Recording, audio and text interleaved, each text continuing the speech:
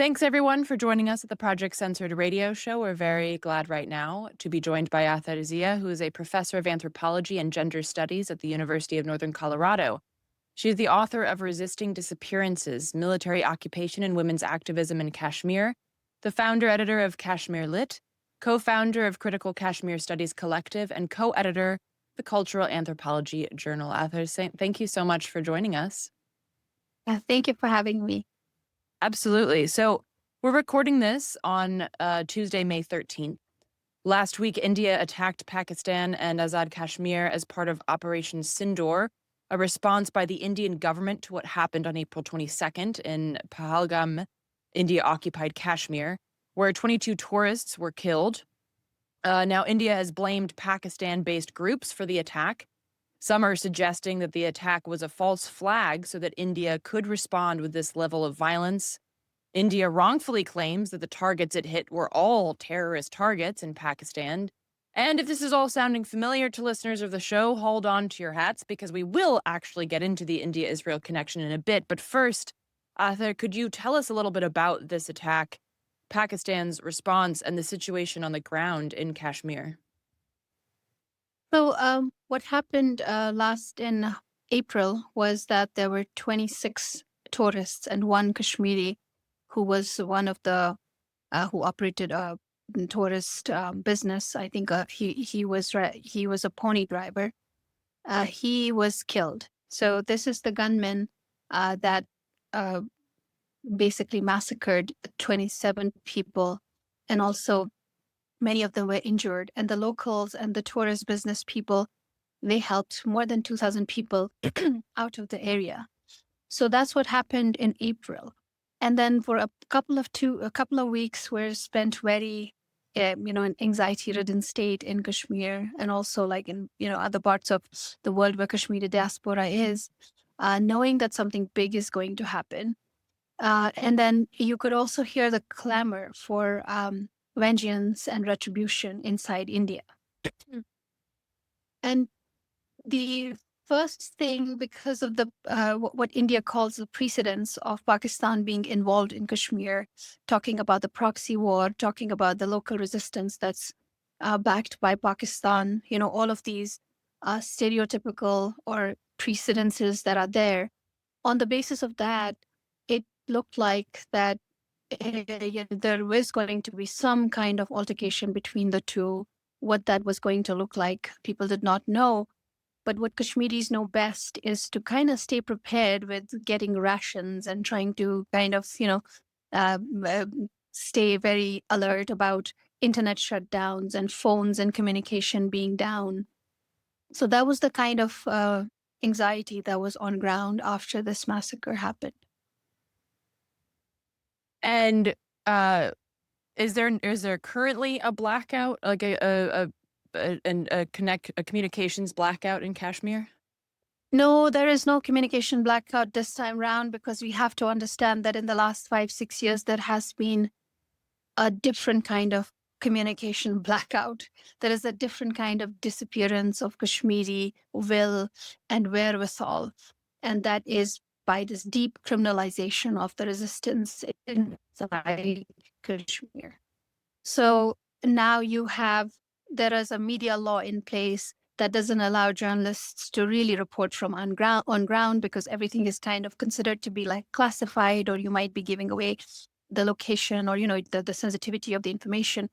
So there is a lot of the repression is so deep, and the criminalization of dissent is so deep that it doesn't only affect the person by, let's say, detention or arrest, but it involves the entire family. Their family home might be demolished. Their property will be taken. So it doesn't just involve one person who might be involved in that dissenting narrative. It's an entire ecosystem of their own family that kind of is decimated. So it's very hard for people in this kind of situation to talk. And it's also costing people jobs. And it's been increasing in the last 5 years. I'm not making a black and white before and after, because this has always been happening inside Kashmir. It's only the intensity and the more like the institutional policy situation that is becoming bigger. So it's not as if people have been talking about it so openly because there's so much repression. And initially, early on, what used to happen was there used to be internet crackdowns. There used to be cell phones, and everything get affected. But now they really do not need to do it in that manner because it's so subterranean. The laws that are in place and the kind of penalization that is in place and the normalization of that penalization that is in place that ensures that no one is going to speak. Yeah, it's a very dark reality that sees that kind of media censorship. And I'm curious, if you're able to speak to it, what is your feeling about what happened in April? And do you think that India was looking for an excuse to act in this way, or what's your feeling about that? Well, I think there's always, this is a nation state system that kind of sees itself as a regional superpower and is in bed with the European Western superpowers already. And that's growing. That has been growing after the thaw in the early 1990s, when you see Cold War kind of dissipate, and you see the unipolar becoming this different polarizations and equations coming into play. And in that system, you kind of see India what does want to become the regional hegemon that it is. And within that nation state system, it also has an edge. It's big, and it's big. The market is big, and the world wants to do business with it.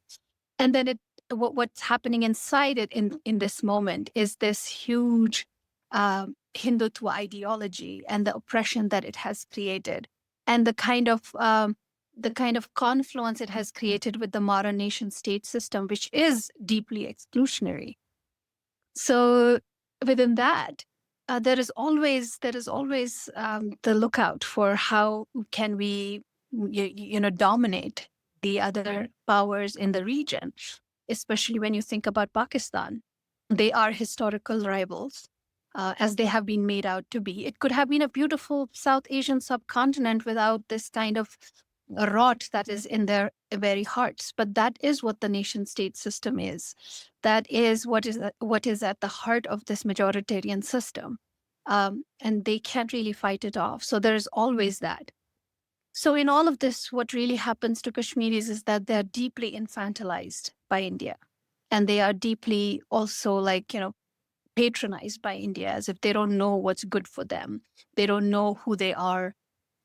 And also kind of like making it seem as if everything is done by Pakistani proxy, as if everything fueled inside India, inside Kashmir, is fueled by Pakistan. I think while there is some truth to it, but that's not the entire story. And I think that's kind of what's missing from the current debate, as the world focuses on the two superpowers nuclear powers, so to speak. What we are forgetting is that there's 8 million people who have, for the longest possible time, through thick and thin from 1947 onwards and even before, wanted to register themselves in some ways.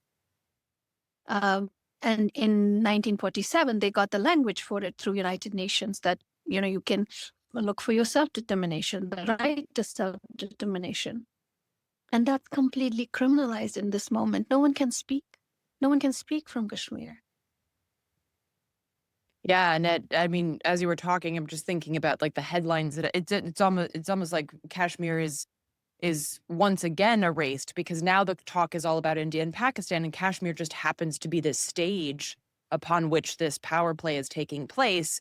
And so it's again erased because nobody's actually talking about, hey, but if you dig deep and you look at like the occupation of Kashmir by India, you get a lot of answers to the context of this situation. But even that in the media, it's just erased, and it's India, Pakistan, India, Pakistan. And like, it's almost like people are just talking about Kashmir as if it were like the stage for all of this to play out on. So, Yes. no, go ahead. So so I kind of like in my own analysis, I see that Kashmir has been made into this psychic border between the two big nation states. And it's almost like this place where the two get to show their power in one way or the other, one more than the other. And Kashmiris are completely erased. They have to kind of watch and they have to wait, and then and they can be played and weaponized by either. On one hand, you see there are pro-India politicians who, for all practical purposes, can be categorized as client politicians of India. On one hand, they can be weaponized against their own people so that Indian governance becomes deep, firm, and it has already been affirmed through the electoral processes that have happened from 1951, which the United Nations called as out of order. The process was called out of order. And then on the other side, you kind of see the weaponization of the sentiment with the ends Pakistan wants to have in its beef with India. So, so in that sense, Kashmiris are caught in the middle. They are sandwiched. But what I see as a Kashmiri and as someone who is looking at the region closely, I do see that they have tried so hard from 1931 onwards to really kind of get the story right, who they are as people, and then complete annihilation of their resistance and now folding it into terrorism. And I'm not saying what recently happened is something that Kashmiris want to do and have done, because we don't know who did it. It's all the like prior precedents kind of stories that have been established, the stereotype. And then you also fold a little bit of anti-Islam into it, anti-Muslim situation, and then the current Hindutva situation that is unfolding and has taken root deep in India in the last 77 years or 100 years, so to speak. And that is not to say that things haven't happened. That is not to say that Kashmiri armed resistance did not do a persecutorial kind of politics initially, especially with people who are siding with India. So I'm not trying to invisibilize that there has been that, but this spectacular event that unfolded, this massacre, it does tell us something. It does have a lot of symbolics that kind of speaks to everything that the Hindutva government is talking about when it talks about Muslims and the way it was done. And I'm kind of thinking about that those symbolics as well, and those emblems that have been raised in this. And I think that does lead to a lot of questions than it gives answers for. And then the strikes that have been made, and this, and also I feel like this particular conflagration, it had something for everyone for whatever reasons. So India has been able to make strikes into a sovereign country without reprimand. No one has on the global stage reprimanded them. As a country, they have come out looking as very insecure and very vengeful. And on the other hand, Pakistan was very ready, and they seem more than ready than what they seem outside and have for the longest possible time. And then Kashmiris, even though they did not have, except the fact that Kashmiris do the dying all the time. And that's what they did. Even when Narendra Modi, India's prime minister, was speaking about this very late, 2-3 weeks after, especially after what happened with Pakistan, they, I don't think, mentioned the people who died on the frontiers inside Kashmir, who were killed rather. So it's kind of that Kashmiris, again, they have died, they have been killed, but there is this implication that there is a region here and that something is not normal there. And I think in the digital age, it's very hard for either of them to camouflage it and kind of fold it into their own nationalistic narratives. And I think the younger generations might ask the question about these 8 million people who are lingering in this psychic border. That's my hope. Yeah, and I think that's such a powerful way of putting it, the psychic border. And I think another way that people are drawing that connection is that the connection between Israel and India. And we've talked about Kashmir on the show before, that despite the fact that it's the most militarized place on the planet, it doesn't get as much media attention as Palestine, partially because Israel is essentially a colony of the United States, whereas, of course, Kashmir is not. And the United States is preoccupied with its own colonies and its own global hegemony. But last week, the very pro-Indian government outlet India.com put out a story about the quote rampage missile, a weapon that the outlet claims only Israel and India have. And it's a weapon crafted by the Israeli firm Elbit, along with Israeli aerospace industries. And the article goes on in typical terror porn fashion to brag about all of its characteristics. But behind that slick warmongering is the fact that India is, in fact, one of Israel's largest arms buyers, which is also a reciprocal relationship, as last year Al Jazeera reported that documents show that India sent rockets and explosives to Israel during the genocide in Gaza. And as reported by Mondoweiss last week, quote, surveillance systems perfected in the West Bank watch Kashmiri neighborhoods. Israeli drones that terrorize Gaza's skies are sold to India to monitor unrest in Muslim majority regions. The exchange isn't just weapons, it's an ideology, strategy, and impunity. And the article goes on to then note that impunity, the indifference that the world has shown to both Gaza and Kashmir, and how that emboldens leaders like Netanyahu and Modi. The lesson from the world being, quote, if you're useful, if you say the right words about terror, you can get away with anything. Modi is watching Gaza burn, and he's not just watching, he's learning, testing, and practicing. And that those words about terror being what the U.S. has also claimed in the past, like, oh, we targeted insurgents. How do you know they were insurgents? Because we targeted them. So, Ather, I was wondering if you could talk a little about this deadly exchange between Israel and India, and how you, as a Kashmiri, have seen these kind of relationships and these tactics grow in violence and impunity. Well, I think Kashmir, for Kashmiris, I kind of see it as the affective solidarity that has been persistently present historically between the Palestinian populations and Kashmir, and between the resistances as well. Um, Regarding the exchange, a lot of people think it's very recent. The exchange is not recent. The exchange goes way back till 1950s, and there is books and there's articles that have been written about it. And on the front, where there was a lot of camaraderie between Indira Gandhi, who was one of the prime ministers in India, and Yasser Arafat. At one point in time, they called each other brother and sister, where people in Palestine saw India as sympathetic. But behind all of that, the politicking was that there was like the earliest embassy when that was recognized, and the kind of trade that was going on, and the kind of diplomatic confluences that were happening, that has a long history in India. But that was not just forefronted, because I think that was the earlier projection, the way India was seeing itself as an anti-colonial power.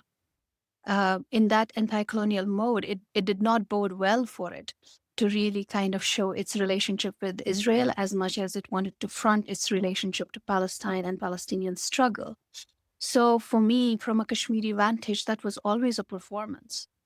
And then when the military-industrial complex comes to the forefront, and it becomes the epitome of a modern day age, because of the nation-state system that had been put into motion into 1947 in all of these places, the subcontinent and Africa and Middle East and all other places. It's in that moment, you kind of, from 1991 onwards, as India, quote unquote, liberalizes, and the sort of like the from anti-colonial, now it slowly and steadily sees itself the neo-colonial entity it is, and how it was planted, and how it kind of comes to fruition.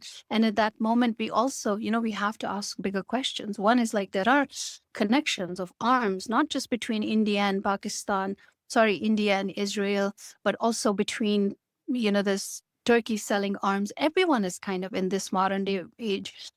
So at some places it's exacerbated, as we see what's happening in Gaza in the moment, and then also Palestine. In Kashmir. But we also have to ask the bigger question, like, what does post-colonialism mean for places like India? Because for the last 50, 70 years, India has been seen as a post-colonial beacon. We have used that word so much, but the truth is that there is no post-colonialism. These are neo-colonial entities, and people have talked about this, and people who did not make it after that. So so in that sense, the majoritarianism, the ethno-nationalism, and the confluence of Hindutva, which is this Brahmanical superiority that is being kind of like culled from what India was as an anti-colonial entity that it saw itself as. But for 200 long years, it was under classic colonialism, slowly and steadily getting readied. And by 1947, and I'm not so in that sense, what you see India when you say that, when you talk about Israel and say that it's a colony, in that sense, if you look at like the theoretical understanding behind India is it's also a colony in that manner. So there's no post-colonialism, there's only neo-colonialism. And at the heart of nation states is that you have to be a racial capitalist society of some sort, and Brahmanical supremacy kind of falls right into that. And then you also you really have to repress indigenous people and take the resources to become the imagined community that you are. And that's what's happening all across India. And because it's a regional hegemony, it's so big. That's the only thing it has. I mean, the only big thing is that it's big. Otherwise, Pakistan is no different. It's just small, and it's the same entity with different ideologies around it, and it has its own. The other thing that I also want to say is, I think as we are engaging with these urgent and immediate questions around the genocide of in Gaza and what's happening in Kashmir, and we are drawing parallels through military industrial complex and the arms trade and the diplomatic and the surveillance knowledge exchange that's happening. Those are very palpable. You know, in 4 or 5 years back, there was an image that was presented by a Pakistani ambassador at the United Nations, and it was of a young girl whose face was all pellet shotgun marked, and she was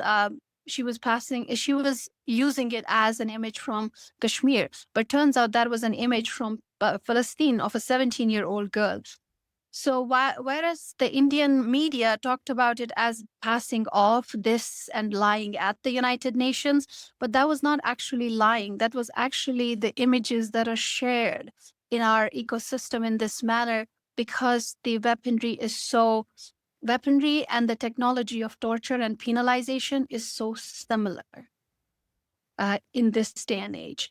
So we actually did have a girl like that whose face was blasted by the pellet shotgun, and maybe people who were choosing images, they just chose that because they thought it was. In fact, the Kashmiri one was worse because the girl lost both her eyes. She lost half a face, and she's probably 17, 18 years now and still trying to make something of her life. And that's the Kashmiri story. So you see so many resonances, so many parallels, and people have talked about Kashmir, as I myself in much of the work that we do, we have drawn these parallels. We have talked about the historical parallels about how Kashmir and Palestine are the earliest two and the first two problems on the agenda of United Nations, and how they kind of like see the resonances from 1947 onwards. But India really gets away with this anti-colonial front runner that it has seen itself. But I think in this moment, as we look at the nation state system and how it has been spread like a disease all across the world, it does at its heart have a subtler democratic ideal. And it does work well for a section of the people.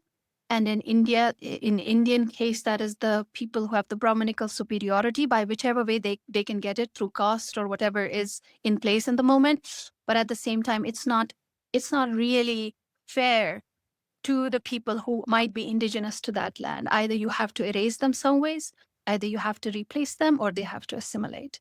And then the next level of action is their resources. And that's what you see happening in Kashmir. It's operational in this moment as we speak. So anyone who speaks, and no one in this moment is speaking without the risk of being more in risk.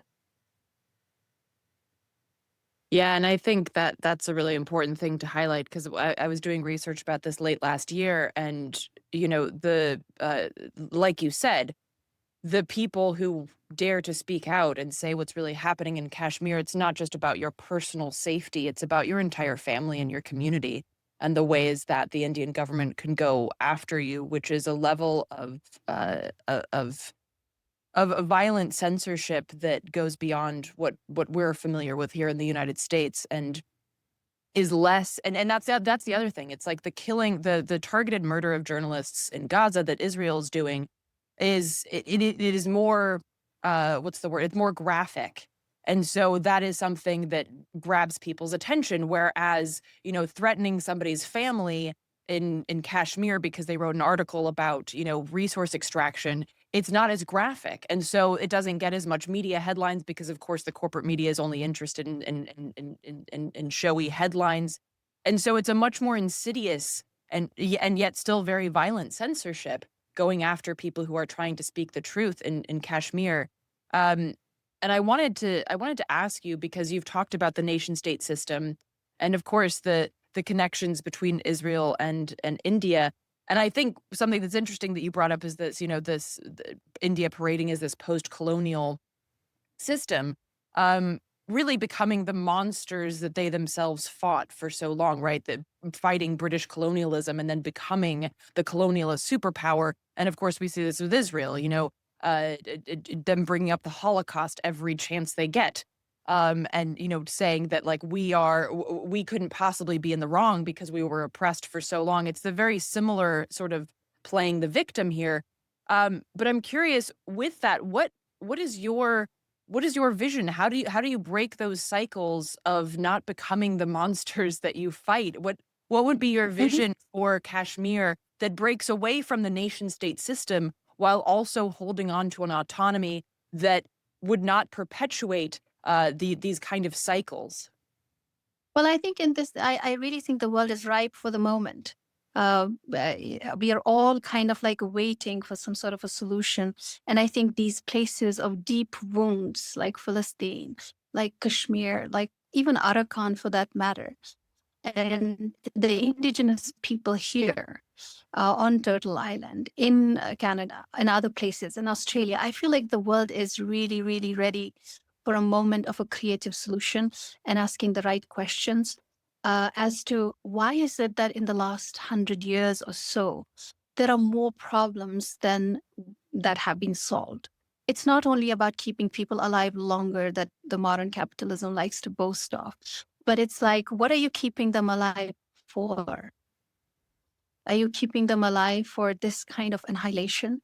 And when you are asking me about what's your vision, like that doesn't become a monster in the making. I think we really need to ask questions. And it's not about talking about previous empires. People have always had some sort of a provincial democracies where they have worked together, where they have worked together with ecologically sound solutions for their communities. And I think if you think through the level of Kashmir right now is in an ecological crisis so deep that I think my worry is, maybe it's not a worry. It's kind of like what I think is that the Earth and the planet and these places of deep wounds, it's going to take the resolution in its own hands, and I don't think it's going to be in human hands if we do not take charge and decide sooner. And what's happening in Kashmir right now, there are more than 17,000 glaciers, and many of melting. There is the size of Dallas. The military is on have occupied the place, and this is not a very large region. Of course, like if you talk about Kashmir as a region and cultural civilization, it spans close to where you have like goes towards Tibet and China, and then towards Jammu in its south. So in that sense, a huge swath. But on the other side, it's also ecologically in this ailing in this moment. So the most creative solution for this region would be to decolonize the region, to demilitarize the region, to let the region heal in some manner, and then ask the people that what do you want to do? How do you want to not recreate what other persecuted people have recreated, like what we see happening in Gaza because of what's the ills of the world wars that we have seen happen in the past.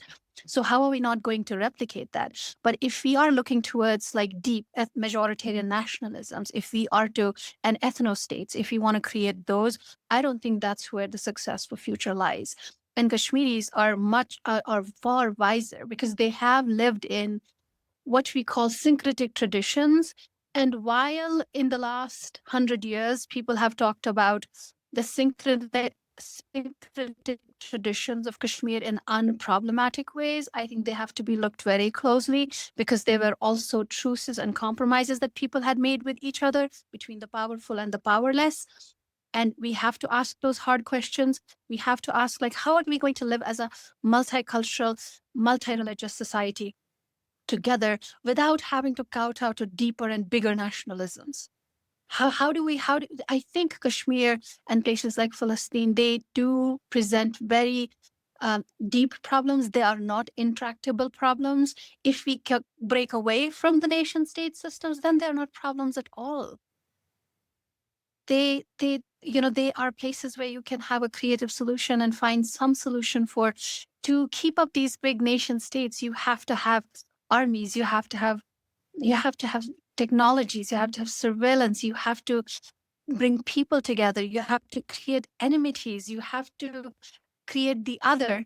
And that's what we are dealing with. I think we're dealing with a deeper problem than just 2 or 3 places.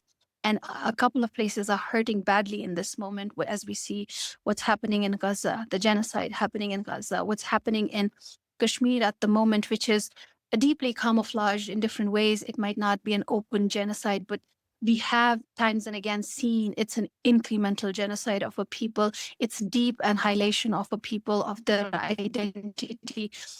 And people do not need to have deeper identities and personas that this is who we are if you are not taking away from them their lands and their territories. Otherwise, they're just people, and that's what we have seen historically. People, Kashmiris, I always say that Kashmiris didn't have their story straight. And in the last 30, 40 years, we've got our story straight, because uh, we have begun to see India, the story and the things that India imposed on Kashmiris. As a result, we didn't even get to study our own history. We didn't have any connection to Kashmir and Kashmiri literature. But the fact is, like, when you have a nation state pummeling their own identity into you, and they are kind of also eyeing your land and territory, people and history, then you kind of rise up and you're like, who am I? Why have I been here? And you begin to collect all of that. And that's what Kashmiris have been saying. Otherwise, I feel like, you don't really need to create stringent entities and then say, I am different from you. But you do become different and want to become different when you are under annihilation. You want to kind of like say who you are, and you don't want to go down without a fight. And sadly, that fight is called terrorism in this day and age. So I think we kind of also have to unsettle these sedimented questions around nation states, around the word democracy. Like, what does it mean for the people? And what do nation states mean? What does anti-colonial mean? What does post-colonial? Post-colonialism never was for places like Palestine or Kashmir. It was dead on arrival. It was a neo-colonialism, and that's what we're dealing with in this moment. And I think we really need to call the behemoth by its name rather than, and all of the other things are really the fallouts of this system. And sadly, we are all caught up in it. We have Eurocentric education, and we have to kind of like unlearn that. We have made all this migration and travel thinking we're going to look for just peace, only to realize that you're sitting on the land of genocide. And then, yeah. So. Yeah, I mean, I'd say that post-colonial doesn't exist anywhere. No, it doesn't. It's a concept. It's a nice concept, but it certainly doesn't exist. And I mean, the history, it's a very powerful way to extract people from who they are, to remove their history of who they are. Because if you don't know your history, how can you possibly understand your present? And that's, of course, why we don't learn here in the United States. We don't learn about the history of the indigenous peoples, and why it's so important then to read about that history, because it orients you to your present and you understand the settler colonial project of the United States, which of course also contextualizes things like Israel. It contextualizes the US role in Central and South America and beyond. And so I think that's our mandate, to really understand that history. With regards to the nation state, we also had Mohammed Bamieh, who's a Palestinian author and professor, on the show to talk about his work called The No State Solution, and about the myriad identities that people have that then get kind of they get disappeared by the nation state entity, and it's just now you are Indian, or now you are American, or now you are, and so everything else just collapses, and we find that we are this imposed identity is how we're supposed to see ourselves, when in reality it's a very Mhm. flat and ultimately flimsy identity to hold on to, and we can and have done far better than that.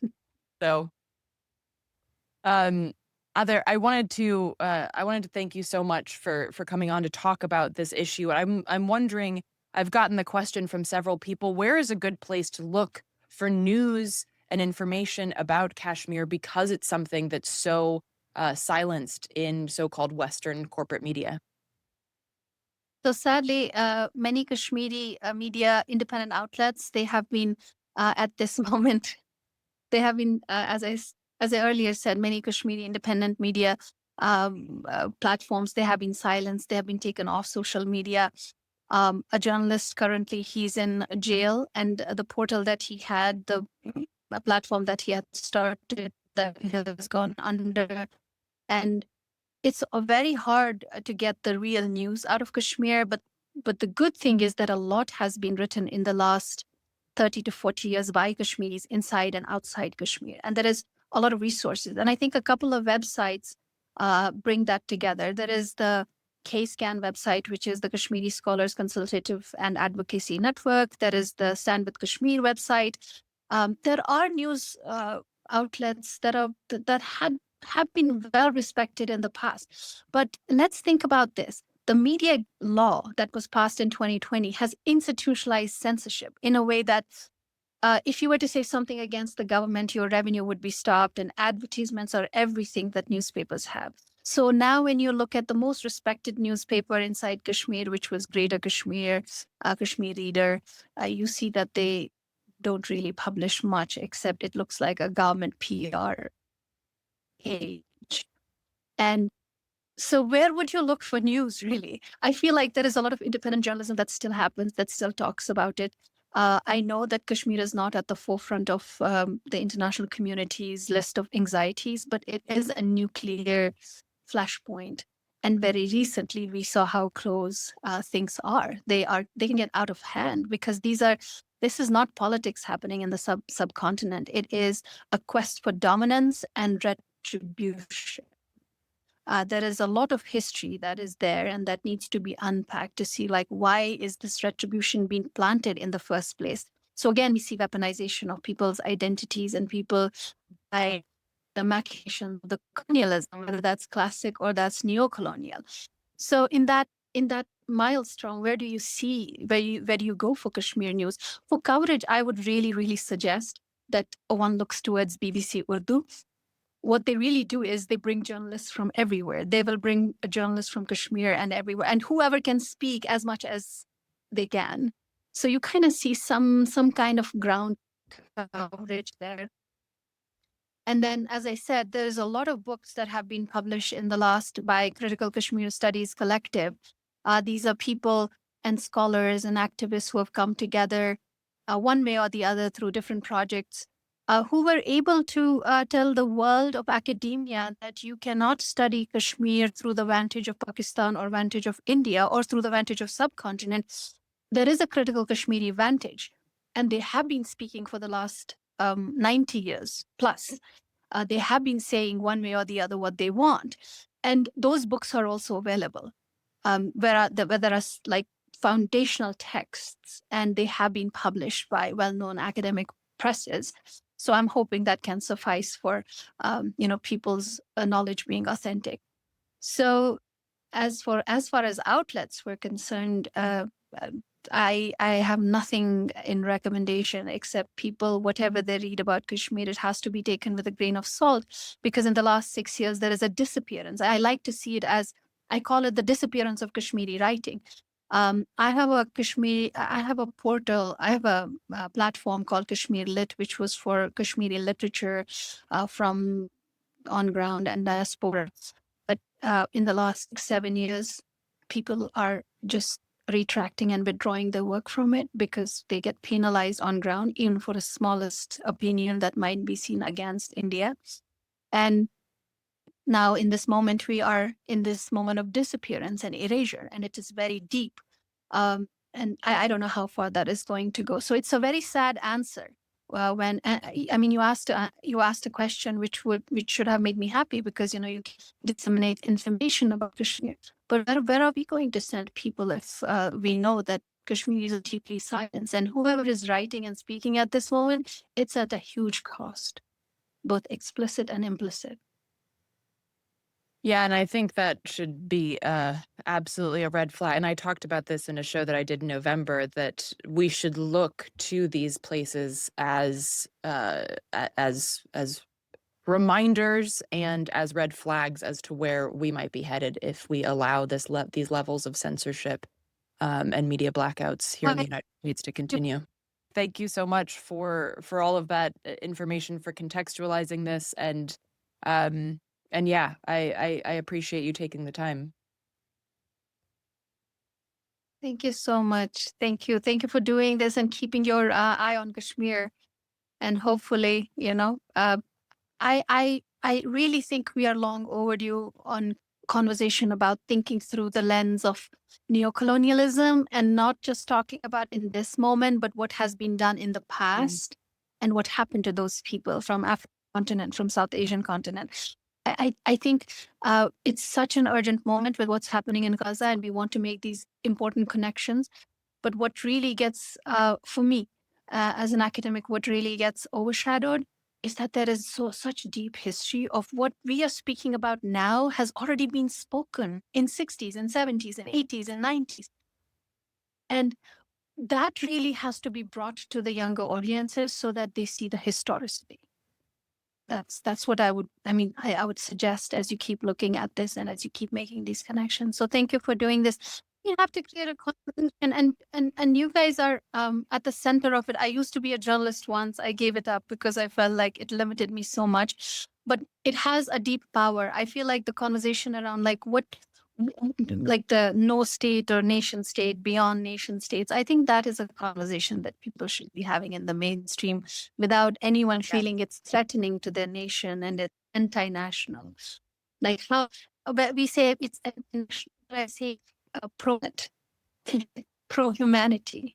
Exactly. And everything that we do is it's anti-humanity. Yes. I mean, when people ask me, I think I answer this, and people are like, I don't want to kind of like be bracketing this, but when people say, "What do you want? What do you?" I'm like, I don't want to be. I don't want Kashmir to be a nation state. For God's sake, it's going to find someone to rally against the next day. There you go. So I think this is a conversation. Yeah, it's a conversation that we need to have. Absolutely. And I think you all are poised, and we probably are not going to have the fruit of this tree, but hopefully your generation, the one after, is going. Yes. Well, we live with hope, a very, very active hope. But yes, I mean, that's conversation. I have that often because I think it's a very important conversation to think outside the confines of the nation state, because it's an imposed structure, and we don't have to live with it because there were many thousands of years where humans didn't. So. And kinds of unjust systems. I'm not saying all of them were completely just. Some may do and some didn't, and some really created their own problems and genocides. But I think we're at a place where we have so much knowledge that we can probably create something better. And we stop calling these problems intractable. They're not intractable. Absolutely. So thank you so much for doing this, and thank you for being the vanguard amongst vanguards and people who we need, really. Thank you. I very much appreciate you taking the time to sit down. Thank you so much, Ather. Appreciate it.